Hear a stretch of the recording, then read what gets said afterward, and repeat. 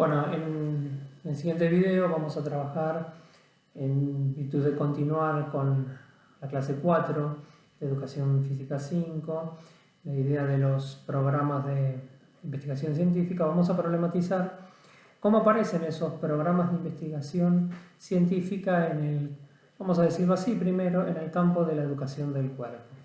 Y nosotros encontramos básicamente lo siguiente. Vamos a decir aquí primero que tenemos un PIC, y en el campo de la educación del cuerpo, como ustedes seguramente saben, tenemos por un lado a la educación física y por otro lado tenemos a la educación corporal. Hay que decir lo siguiente, ambos son programas de investigación científica. A la educación física generalmente no se la presenta como un programa de investigación científica, pero hay que decir que es un programa de investigación científica. Y a la educación corporal, efectivamente, es un programa de investigación científica.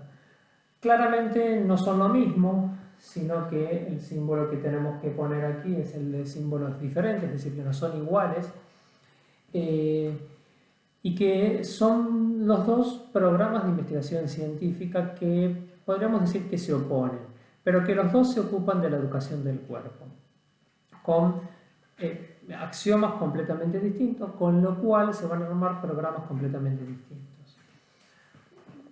Podríamos decir que el programa de investigación científica en educación física es un programa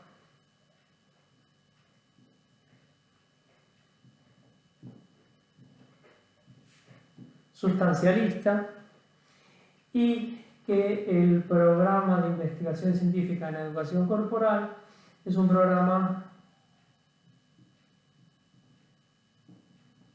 logicista. Veamos las diferencias, problematicemos un poco las diferencias entre uno y otro.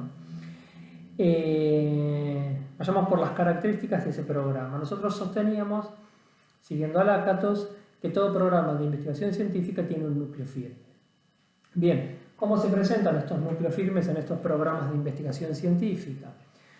Bueno, si el programa es un programa sustancialista, como es el caso de la educación física, ahí el núcleo firme que podríamos decir es que existe lo humano independientemente del lenguaje. Y podríamos decir al mismo tiempo lo siguiente, que primero lo humano y luego el lenguaje. ¿Está? Por lo tanto, lo que nosotros vamos a encontrar allí, en su núcleo firme, es que el cuerpo humano es anterior al lenguaje. Es decir, que el cuerpo humano se presenta en la idea de una naturaleza, es decir, el cuerpo es natural. También van a encontrar ustedes que el cuerpo es orgánico, que no es lo mismo que natural, y que es tridimensional. Es decir, que puede ser un cuerpo que ocupa un lugar en el espacio que puede ser extenso. Ese cuerpo, la característica que presenta es que presenta siempre la idea de una sustancia, que es anterior al lenguaje. En cambio, en el programa de investigación científica que es educación corporal, ustedes allí van a encontrar básicamente lo siguiente, es que no existe lo humano sin lenguaje. Ese sería el axioma logicista, reitero. No existe lo humano sin lenguaje. Y se traduce esto en el siguiente núcleo firme. El cuerpo humano no es anterior al lenguaje y al discurso, sino que se constituye en ellos y por ellos de un modo particular para cada sujeto. Reitero la idea del núcleo firme de la educación corporal. El cuerpo humano no es anterior al lenguaje y al discurso, sino que se constituye en ellos y por ellos de un modo particular para cada sujeto. Fíjense que si en el PIC Educación Física el cuerpo humano es anterior al lenguaje, en el PIC Educación Corporal el cuerpo humano no es anterior al lenguaje, sino que se constituye en el lenguaje y en el discurso de un modo particular para cada sujeto. Vamos a ir viendo luego qué consideraciones tiene todo esto. ¿Por qué? Porque este núcleo firme al mismo tiempo está articulado y habíamos dicho que tiene un cinturón protector. ¿Ah?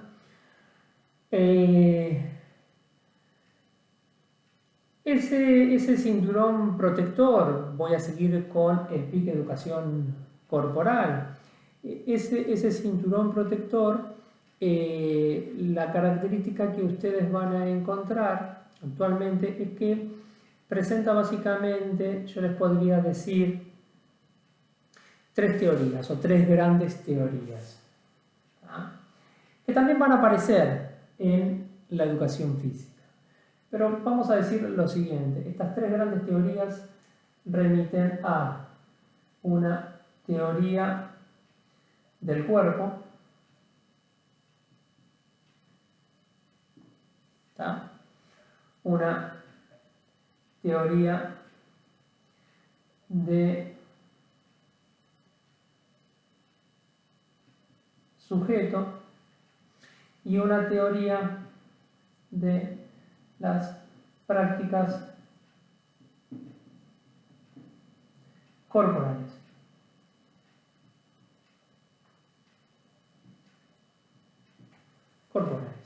¿Está?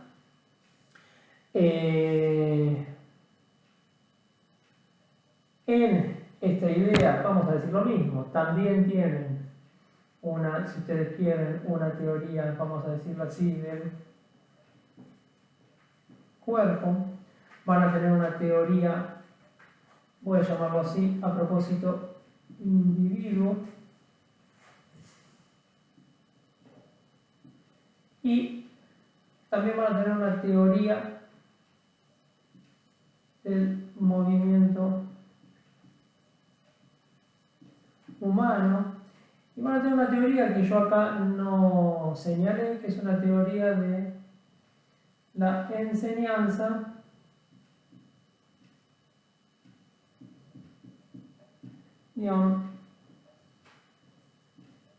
aprendizaje.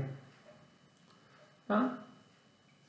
En el programa de investigación científica en educación corporal aún está faltando, y esta es la teoría que está faltando.